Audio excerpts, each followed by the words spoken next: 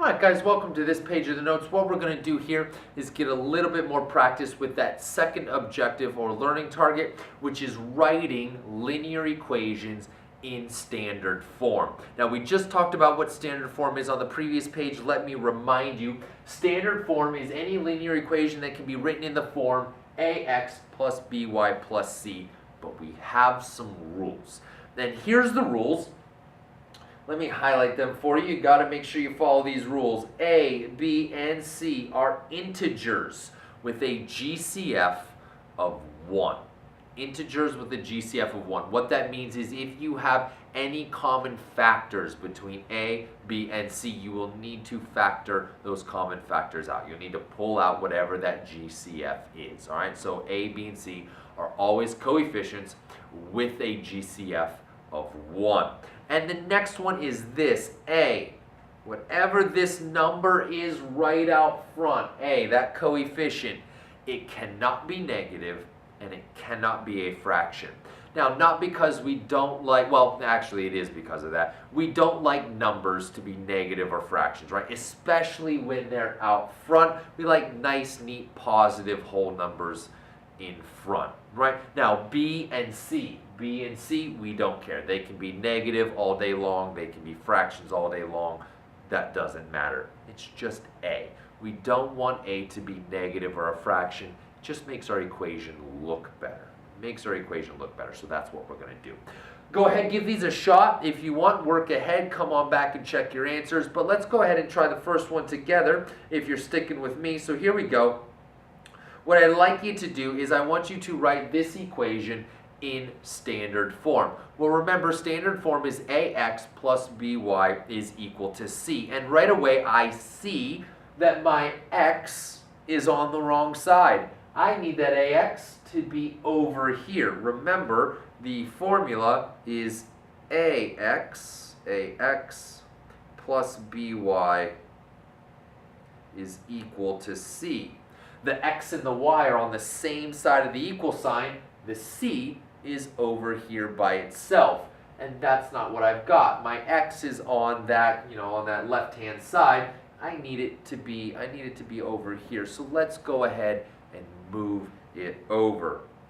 Well, in order to do that, since it's a positive 4x, I'll subtract it to the other side. So I'll have a negative 4x plus 2y is equal to 5. Now, the reason I wrote the 4x in front, the negative 4x in front, again, is because standard form. It's always ax first, by second. All right, please do not write 2y minus 4x. You've got them switched. X first, then y. But now I come to one of those things I told you to watch out for.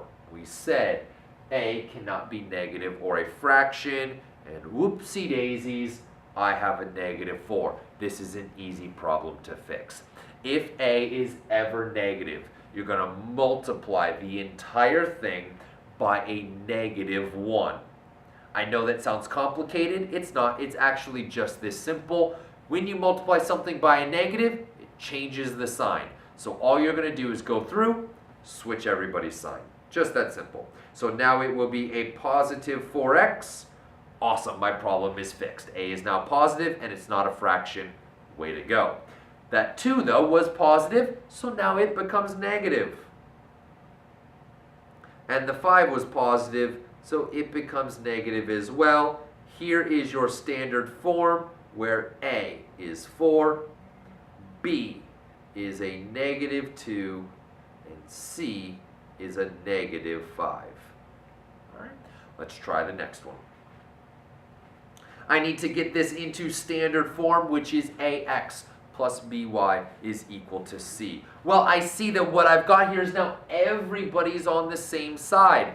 And I don't want that, right? I need the ax and the by together, and there they are. But my c is also over here, and that's no bueno. So let's move it to the other side. Since it's a minus 9, we'll add it to the other side. That means that I have 3x minus 6y is equal to 9. Now what I need to do is check that value of a. It can't be negative and it can't be a fraction. It's neither. It's both positive and a whole number. I'm very, very happy with that. This is standard form, where A is a 3, B is a -6, and Y, good grief. Oh my gosh, I'm making it worse.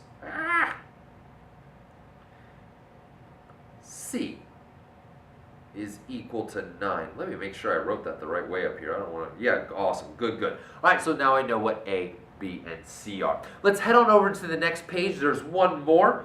So let's check this one out. In this one, what you're going to be doing is the exact same thing. I want you to put this into standard form. Now, what I recognize right away here with this one is that my x is on the wrong side, right? My x is over there on the left, and I need it to be over here on the right-hand side. So here we go. Since it's a positive x over 3, I'll need to subtract it to the other side. So I'm going to have negative x divided by 3 plus y over 6 is equal to a -7. All right. Now that I have it in standard form, right? The x first, then the y, the c is on the other side of the equal sign. I check to see if I have any problems with a, and I do. I got buku issues here. Both of the things that are not allowed, I've actually got. A is both negative and a is a fraction. Please remember, x over 3 is written 1/3. So technically this is -1/3 x plus 1/6 y is equal to a -7. So I've got all kinds of issues here. Let's go ahead and deal with them one at a time. First is this. Since it's negative, we already talked about this. The way that you change the sign, multiply everybody by a -1. You just flip all the signs. So I'll do that, and I'll have a 1/3 x minus 1/6 y is equal to a +7, right? I just flip everybody's sign.